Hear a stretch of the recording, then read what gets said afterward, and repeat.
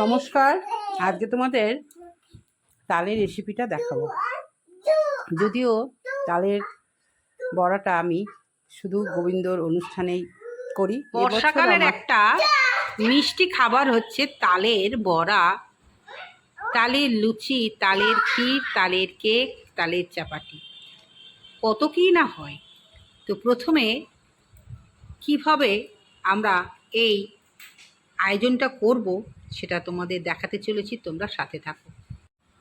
এক তালে সাত তাল কথাতেই আছে, তাই তো? হ্যাঁ, মানে তালের বড়া করতে গেলে কি কি উপকরণ লাগে সেটা চলো তোমাদের দেখায়। এতে আছে কি কি দিয়েছি দেখো।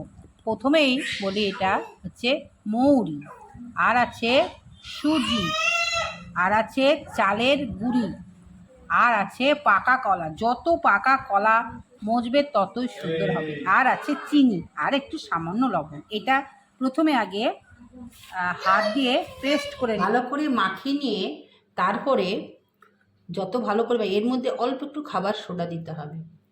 দেওয়ার পর আস্তে আস্তে কীভাবে আমি করছি তোমরা শুধু দেখতে থাকো।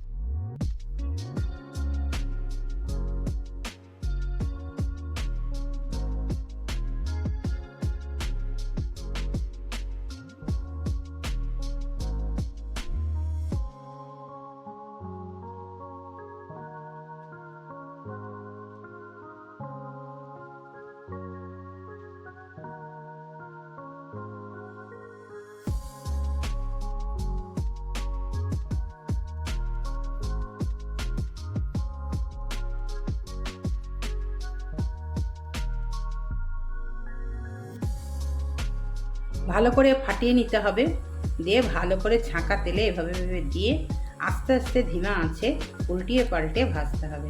আমরা একটু কড়া খেতে ভালোবাসি, তাই কালো মিষ্টির মতন একটু কালো কালো করে খাই, ভীষণই ভালো লাগে, মুখরোচক। আজকের ভিডিওটা কেমন লাগলো অবশ্যই জানাবে। আবারও ফিরে আসবো নতুন ভিডিও।